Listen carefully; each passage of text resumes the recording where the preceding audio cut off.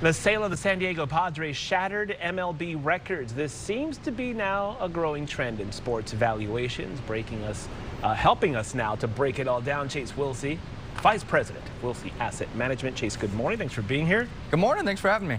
When I heard the Padres were going to sell for $3.4 to $3.5 billion, and then it ended up being closer to 3.9.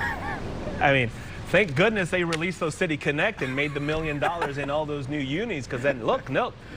Oh, that helps. Yeah, I mean, they need it. Talk to me where we are now in professional sports, because it is incredible. You know, I think this is just, it seems to be a growing trend, right? Yes. I mean, I think there was just so much money, again, created in the kind of post-COVID era. I mean, you've just seen real estate valuations, you've seen stock valuations. Right. All of these valuations have really gotten stretched, in my opinion. And I think that the sports leagues is just really another example of kind of how crazy things have gotten when you look at valuations as a whole. Why? How?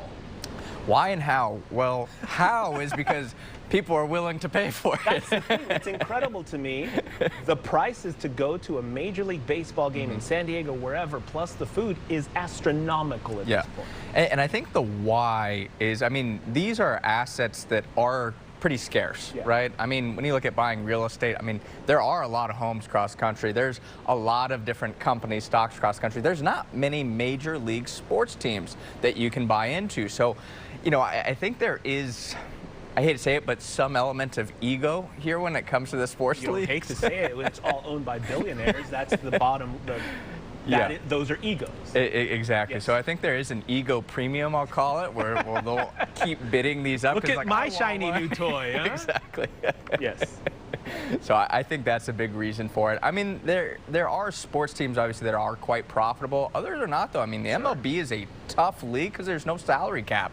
So, I mean, some of these guys that come in, they're willing to essentially make no money to try and get a championship. Wow. I would like to know the average worth of an NFL team, an NBA team compared to MLB. Are they kind of the same? Is one league more than the other? So MLB, that's the cheap league, and I think that's the cheap league. Oh my God! I think that's a large reason is the salary cap, the non-existence of it. It makes it less, I think, attractive. Yes. But the NFL, the average team now is about $7.65 billion. Yeah, the Raiders, they just sold a partial stake for about a valuation at around $11 billion. If you look at the NBA, that's now about $5.5 billion.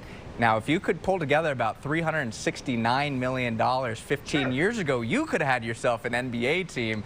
Again, now worth about $5.5 billion. So, I mean, we've seen some huge valuation increases. But in your world, have you ever seen any industry that has gone in like a decade and has exploded in value that much? I mean, there's definitely industries that have. I mean, you look at AI right now. I mean, the AI hype has really pushed some stocks up to pretty astronomical levels. Obviously, the .com era. Now, is sports in a bubble in terms of the valuations that we're seeing?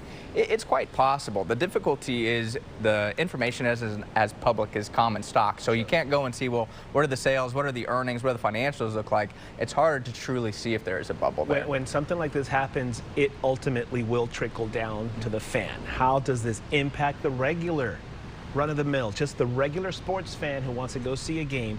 And it's obviously going to impact ticket prices. Yeah, I think there's two ways, obviously, it's impacted. Obviously, to kind of justify these valuations, a lot of these owners need to make money from the deal. So as you said, ticket prices, they could be increasing to offset that cost.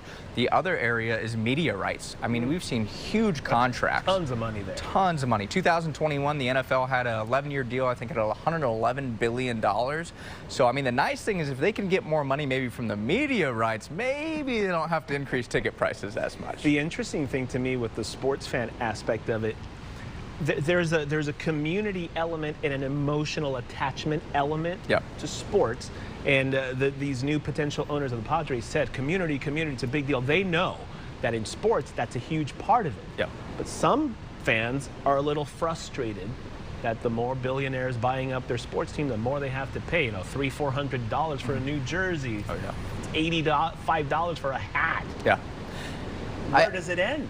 You know, I mean, that's where it kind of gets interesting. There are, you know, owners around the league. You know, I think the Atlanta Falcons owner, he's been pretty steadfast about keeping that community element. I know he keeps things pretty reasonably priced within the stadium. So I think there is some element of ownership where it's not as much about making money, which sounds kind of crazy. Again, going back to my ego premium, it's like, no, we want that community element because it is going to increase the valuation if you get more fans involved. So there is that push and take between, okay, how much do we increase prices before how much do we kind of like keep the community involved? And back in the day, if you couldn't afford to go, I'll just watch it on TV for free. Yeah.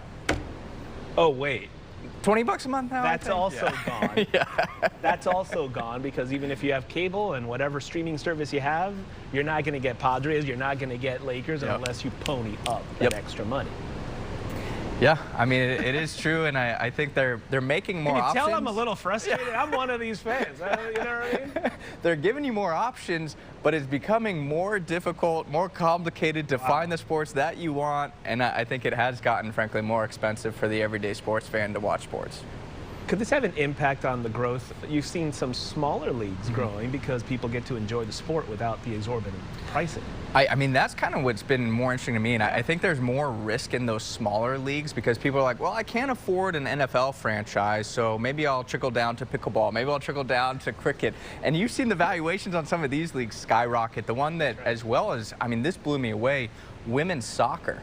There was just an expansion team for about $205 million. In 2022, you get an expansion team for $2 million.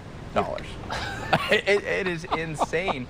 And the hard part is happening? It's viewership, right? I mean, the issue that is going to come to fruition is, you know, right now there's about 1.2 million people that watch the finals for women's soccer. Can they grow into a larger audience? If not, that valuation doesn't make any sense. You think the niche markets, because of streaming, and you can actually go and target your specific audience, your cricket audience, your women's soccer audience, and then they target that audience, and you watch that app, and you make that money there? I think so, but it's got to happen. Otherwise, these valuations that are coming from the smaller leagues, you're going to lose a lot of money if you're investing in those. I love this topic. I could talk about this for a while. Chase Wilsey, we thank you as always. Hey, thanks for having me. Appreciate it.